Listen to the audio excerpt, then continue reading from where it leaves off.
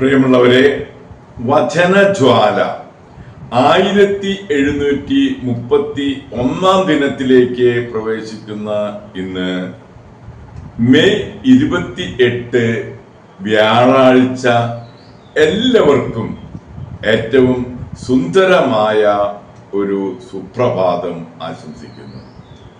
പരിശുദ്ധ ദൈവമാതാവിന്റെ വണക്കമാസം 28 ദിവസത്തിലേക്ക് പ്രവേശിക്കുന്ന ഇന്നത്തെ വചന വായനയിൽ എസെക്കിയേലിന്റെ പുസ്തകം 18 അധ്യായം 21 മുതൽ 32 വരെയുള്ള തിരുവാക്യങ്ങളും 19 അധ്യായം 1 മുതൽ 14 വരെയുള്ള തിരുവാക്യങ്ങളുമാണ് ഇന്ന് നാം ശ്രവിക്കുക. എന്നാൽ ദുഷ്ടൻ താൻ ചെയ്ത പാപങ്ങളിൽ നിന്നെല്ലാം പിന്തിരിയുകയും എന്റെ കൽപ്പനകൾ അനുസരിക്കുകയും നീതിയും ന്യായവും പ്രവർത്തിക്കുകയും ചെയ്താൽ അവൻ തീർച്ചയായും ജീവിക്കും, മരിക്കുകയില്ല. അവൻ ചെയ്തിട്ടുള്ള അതിക്രമങ്ങൾ അവനെതിരായി പരിഗണിക്കപ്പെടുകയില്ല. അവൻ പ്രവർത്തിച്ചിട്ടുള്ള നീതിയെ പ്രതി അവൻ ജീവിക്കും. ദൈവമായ കർത്താവ് ചോദിക്കുന്നു, ദുഷ്ടന്റെ മരണത്തിൽ എനിക്ക് സന്തോഷമുണ്ടോ? അവൻ ദുർമാർഗത്തിൽ നിന്ന് പിന്തിരിയുകയും ജീവിക്കുകയും ചെയ്യണമെന്നല്ലേ എന്റെ ആഗ്രഹം? നീതിമാൻ നീതിയുടെ പാതയിൽ നിന്നും വ്യതിചലിച്ച് തിന്മ പ്രവർത്തിക്കുകയും ദുഷ്ടൻ പ്രവർത്തിക്കുന്ന മ്ലേച്ഛകൾ തന്നെ ആവർത്തിക്കുകയും ചെയ്താൽ അവൻ ജീവിക്കുമോ? അവൻ ചെയ്തിട്ടുള്ള നീതിപൂർവമായ പ്രവൃത്തികളൊന്നും പരിഗണിക്കപ്പെടുകയില്ല. അവന്റെ അവിശ്വസ്തതയും പാപവും മൂലം അവൻ മരിക്കും. എന്നിട്ടും കർത്താവിന്റെ വഴി നീതിപൂർവകമല്ല എന്ന് നിങ്ങൾ പറയുന്നു. ഇസ്രായേൽ ഭവനമേ, കേൾക്കുക, എന്റെ വഴി നീതിപൂർവകമല്ലേ? നിങ്ങളുടെ വഴികളല്ലേ നീതിക്ക് നിരക്കാത്തത്? നീതിമാൻ തന്റെ നീതിമാർഗം വെടിഞ്ഞ് തിന്മ പ്രവർത്തിച്ചാൽ ആ തിന്മകൾ നിമിത്തം അവൻ മരിക്കും. അവൻ ചെയ്ത അകൃത്യങ്ങൾ നിമിത്തം അവൻ മരിക്കും. ദുഷ്ടൻ താൻ പ്രവർത്തിച്ചിരുന്ന തിന്മയിൽ നിന്ന് പിന്തിരിഞ്ഞ് നീതിയും ന്യായവും പാലിച്ചാൽ അവൻ തന്റെ ജീവൻ രക്ഷിക്കും. താൻ പ്രവർത്തിച്ചിരുന്ന തിന്മകൾ മനസ്സിലാക്കി അവയിൽ നിന്ന് പിന്മാറിയതിനാൽ അവൻ തീർച്ചയായും ജീവിക്കും, അവൻ മരിക്കുകയില്ല. എന്നിട്ടും കർത്താവിന്റെ വഴികൾ നീതിപൂർവകമല്ല എന്ന് ഇസ്രായേൽ ഭവനം പറയുന്നു. ഇസ്രായേൽ ഭവനമേ, എന്റെ വഴികൾ നീതിപൂർവകമല്ലേ? നിങ്ങളുടെ മാർഗമല്ലേ നീതിരഹിതം? കർത്താവ് അരുളി ചെയ്യുന്നു, ഇസ്രായേൽ ഭവനമേ, ഓരോരുത്തരെയും തങ്ങളുടെ പ്രവൃത്തികൾക്കനുസൃതമായി ഞാൻ വിധിക്കും. തിന്മ നിങ്ങളെ നശിപ്പിക്കാതിരിക്കാൻ പശ്ചാത്തപിച്ച് എല്ലാ അതിക്രമങ്ങളിലും നിന്ന് പിന്തിരിയുവിൻ. എനിക്കെതിരായി നിങ്ങൾ ചെയ്ത അതിക്രമങ്ങൾ ഉപേക്ഷിക്കുവിൻ. ഒരു പുതിയ ഹൃദയവും പുതിയ ചൈതന്യവും നേടുവിൻ. ഇസ്രായേൽ ഭവനമേ, നിങ്ങൾ എന്തിന് മരിക്കണം? ദൈവമായ കർത്താവ് അരുളി ചെയ്യുന്നു, ആരുടെയും മരണത്തിൽ ഞാൻ സന്തോഷിക്കുന്നില്ല. നിങ്ങൾ പശ്ചാത്തപിക്കുകയും ജീവിക്കുകയും ചെയ്യുവിൻ.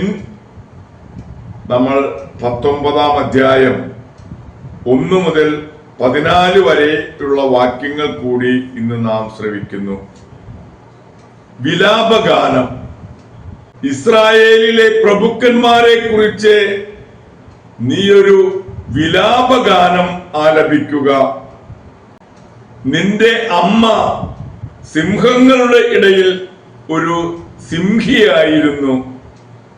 യുവസിംഹങ്ങളുടെ ഇടയിൽ അവൾ തന്റെ കുട്ടികളെ വളർത്തി. അവയിൽ ഒന്ന് ഒരു യുവസിംഹമായി വളർന്ന് ഇരപിടിക്കാൻ ശീലിച്ചു.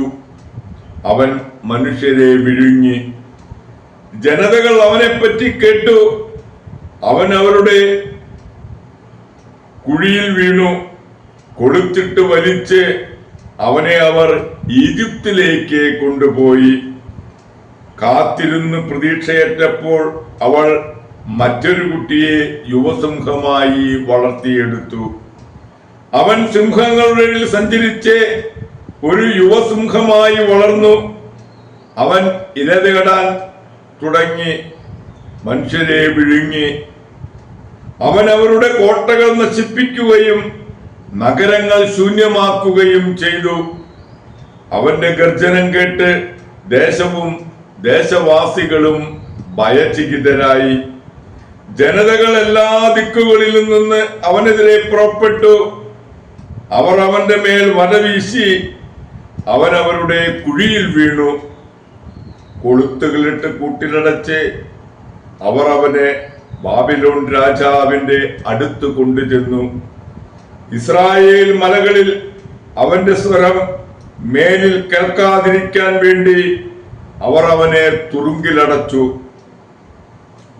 നിന്റെ അമ്മ ജലാശയത്തിനടുത്ത് നട്ടിരിക്കുന്ന മുന്തിരിച്ചെടി പോലെയാണ്. ധാരാളമായി വെള്ളം കിട്ടിയത് മൂലം അത് വളർന്ന് ശാഖകൾ വീശി നിറയെ ഫലം പുറപ്പെടുവിച്ചു. ഭരണാധിപന്മാരുടെ ചെങ്കോലിനുതകും വിധം ബലമേറിയ കൊമ്പുകൾ അതിന്മേലുണ്ടായി. തഴച്ചു വളർന്ന കൊമ്പുകൾക്കിടയിലൂടെ അത് തല ഉയർത്തി നിന്നു. ധാരാളം ശാഖകളോടെ അത് ഉയർന്നു കാണപ്പെട്ടു. എന്നാൽ അത് ക്രോധത്തോടെ പിഴുതെറിയപ്പെട്ടു. കിഴക്കൻ കാറ്റതിനുണക്കി. അതിന്റെ പഴങ്ങൾ പൊഴിഞ്ഞുപോയി. അതിന്റെ ബലമേറിയ കൊമ്പുകൾ ഉണങ്ങിപ്പോയി. അഗ്നി അവയെ ദഹിപ്പിച്ചു കളഞ്ഞു. അതിനെ ഇപ്പോൾ മരുഭൂമിയിൽ ഉണങ്ങി വരണ്ട മണ്ണിൽ നട്ടിരിക്കുന്നു. അതിന്റെ ഒരു ശാഖയിൽ നിന്ന് തീ പുറപ്പെട്ട് ഫലങ്ങൾ ദഹിപ്പിച്ചു കളഞ്ഞു. ഭരണാധിപന് ചെങ്കോലായി തീരത്തക്ക വിധം ബലമേറിയ കൊമ്പൊന്നും അതിൽ അവശേഷിച്ചിട്ടില്ല. ഇത് ഒരു വിലാപഗീതമാണ്. വിലാപഗീതമായിരിക്കുകയും ചെയ്യും. ദൈവത്തിന്റെ തിരുവചനമാണ് നാം ശ്രവിച്ചത്. പ്രിയമുള്ളവരെ, ആഗോള കത്തോലിക്ക സഭയിൽ ഇന്ന് മെത്രാനായ വിശുദ്ധ ജർമാനൂസിനെ അനുസ്മരിക്കുന്ന സുദിനം കൂടെയാണ്. സഹോദരന്റെ ശിക്ഷണത്തിൽ വളർന്ന ജർമാനൂസ് പാതിരാത്രിയിൽ 2 കിലോമീറ്ററോളം നടന്ന് രാത്രി നമസ്കാരം നടത്തിയിരുന്നത്.